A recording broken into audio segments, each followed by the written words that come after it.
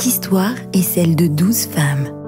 Femmes de Canal+ Madagascar qui œuvrent dans la lumière comme dans l'ombre. 6h30. Le soleil recouvre de son reflet doré le ciel d'Intranen.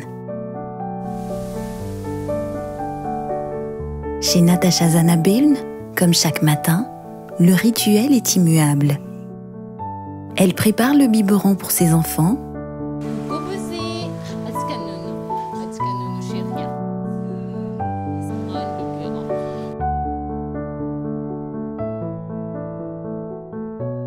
Prend le petit déjeuner avec son mari avant d'attaquer une journée marathon. Comme Natasha, elles sont des femmes de carrière, mais avant tout, elles sont une femme et une maman. Je me réveille le matin à 6h avec mes enfants. Je passe la matinée avec eux jusqu'à ce qu'ils aillent à l'école. Et puis après, on part au travail. Le matin, je les prépare, je les donne à manger. Et heureusement, il y a le bus scolaire. Donc, je les emmène à l'arrêt de leur bus scolaire et ils vont à l'école.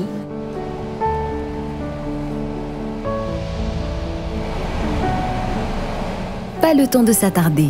À 8h, Natasha entame sa matinée rythmée avec ce qu'elle appelle sa tournée RZ.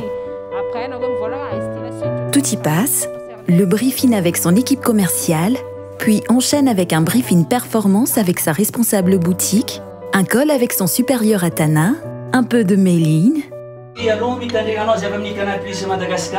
un petit passage à la radio et une réunion avec l'association de femmes à Intranen. Comme ses autres collègues aux journées chargées au sein de Canal+, tout est question d'une bonne organisation. Généralement, je suis au bureau, mais il y a quand même pas mal de sorties quand je fais des tournages comme ça. C'est pour ça qu'en fait, on rajoute un peu de lumière. La plus grande difficulté, c'est surtout les horaires de travail qui sont très souples. On peut travailler très tôt le matin comme très tard le soir. Mon travail est assez prenant en termes de temps, surtout vers la fin de mois et à la période de déclaration. J'ai un plan d'action annuel, ensuite que je décline en plan d'action mensuel, et ensuite que je décline après en plan d'action, on va dire vraiment journalier, dans mon tâche journalière. J'ai ma to-do list avec mes petits P1, P2, machin et tout ça, et puis je coche au fur et à mesure que j'ai fini. Dans ce monde d'hommes, comme les autres femmes de Canal+ Madagascar, Natasha symbolise les femmes malgaches de l'ombre qui œuvrent avec force et courage et font bouger les lignes. Là, on va en rendez-vous avec un grossiste. Bonjour Stéphane. Bonjour. Ça va? Donc, on s'est donné rendez-vous ici pour parler un peu de la performance et les animations et point de développement du secteur où il est rattaché. Pour la répartition des objectifs, je vais revoir parce que je vais revoir le poids et tout ça, on ajuste. Mon métier consiste surtout à valider les commandes et je leur donne des ordres pour la préparation de ces commandes. C'est pour faire ça, nous préparer encore. Malgré le poids du patriarcat et des traditions, elle mène tambour battant une carrière riche, bâtie patiemment au fil des années, des sueurs et surtout de talent. Tu es commercial, même niveau qu'eux, et tu gravis les échelons alors que tu viens juste d'intégrer l'équipe. C'était un peu difficile. Bien sûr, ce n'est pas toujours facile à gérer, surtout en tant que mère de famille et en tant que commerciale en même temps, responsable de la boutique. Même si je suis une femme, je suis là. On m'a placée à ce poste, c'est pas pour rien. C'est pas parce que je suis une femme qu'ils ont plus peur ou alors qu'ils ne me respectent pas, mais c'est juste parce qu'on arrive bien à se communiquer.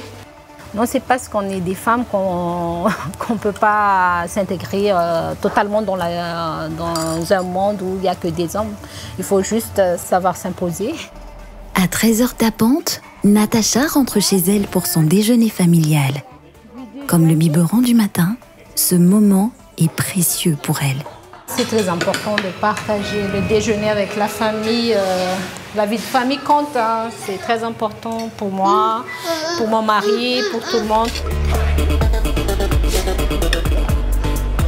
À 14h, à bord de son véhicule tout-terrain qui lui sert également de bureau, Natasha entame la deuxième partie de sa journée en sillonnant les routes pour Maavan, un village à 1h30 de la ville.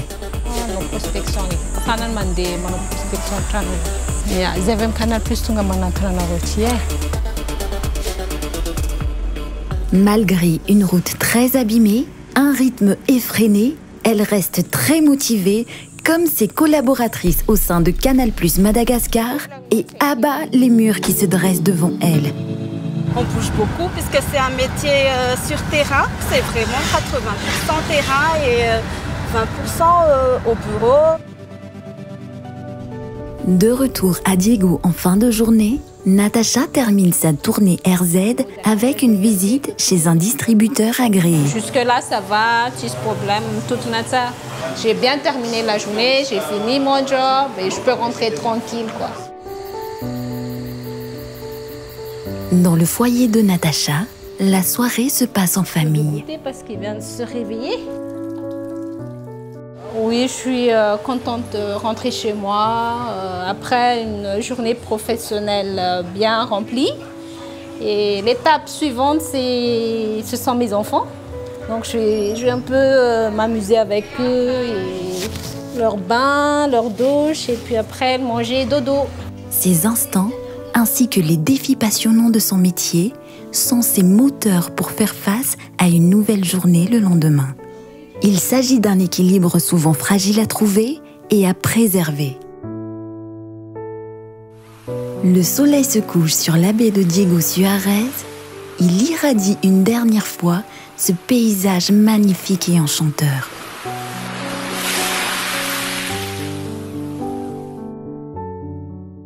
Chez Canal+ Madagascar, les femmes occupent une place de plus en plus importante. 50% des membres du comité de direction sont des femmes et représentent 54% de l'effectif. Le fait qu'il y ait beaucoup de femmes dans le comité de direction, on est presque la moitié, on est des femmes, ça permet de voir et de se projeter. Tu te lèves le matin et tu te dis ouais, je vais travailler parce que ça fait vraiment plaisir. Ça donne de l'espoir aussi, le fait d'avoir une femme à la tête de la boîte. Je peux dire au fait que Canal+ Madagascar est ma deuxième famille. Je cherche toujours la progression. Et ça, Canal+ nous aide beaucoup là-dessus. Et il y a les formations, il y a les accompagnements, et ça fait plaisir. En Afrique, les femmes sont à part égale avec les hommes, avec 50% des effectifs. Oui, Canal+ donne la place aux femmes, ça c'est une chose que moi aussi j'ai remarqué. Chez Canal+ International, elles sont au nombre de 2138 et dans le monde, Canal+ Group compte actuellement 3543 femmes, soit près de 47% de l'effectif total. Canal+, c'est pas juste à Madagascar, c'est aussi l'international. Il y a Paris, il y a Côte d'Ivoire, donc c'est un rêve. La bataille est encore longue, mais les a priori s'estampent grâce à la performance, le dévouement des collaboratrices et la dynamique positive qu'elles insufflent. Canal+ nous soutient vraiment, que ce soit dans la montée en compétences, dans les formations, dans l'écoute quotidienne. Tu te sens t'épanouir et ça c'est très utile pour moi. J'ai acquis beaucoup d'expérience en travaillant chez Canal+. Mon métier, il m'offre un développement de mes compétences et aussi de moi-même. Ici, il n'y a pas trop de différence entre les femmes et les hommes. On est tous traités au même niveau. Je ne pourrais pas être femme épanouie uniquement dans le monde professionnel sans ma famille. Et pareillement, je ne pourrais pas être une mère de famille comblée sans mon travail. Canal+ donne la place aux femmes. Je me sens bien épanouie en travaillant chez Canal+. J'ai beaucoup évolué ici, donc je pense que je continuerai ma carrière ici. Je resterai chez Canal+ pendant encore 10 ans de plus et même 20. Je suis fière de travailler chez Canal+. Ça fait 10 ans que j'y suis et je compte encore y rester. J'ai grandi avec Canal+ et je compte encore rester à ce jour. Je suis fière de faire partie de ces femmes. La communication, oui, à fond. Canal+, oui, à fond. Et la team, oui, à fond. Pour le groupe Canal+, la promotion des femmes n'est pas seulement une question d'équité. Elle représente aussi une chance. Quand j'avais eu mon accident de voiture en 2014, Ils ont tout fait pour m'envoyer à la réunion. Le lendemain, c'était très grave ce que j'avais eu, sinon je ne serais pas là aujourd'hui. Ça, c'est quelque chose que j'oublierai jamais. Je suis très reconnaissante de ce qu'ils ont fait pour moi et je le suis toujours et je ne suis pas prête d'oublier ce moment-là. Il est l'un des groupes les plus engagés dans l'intégration, l'épanouissement et la valorisation du genre.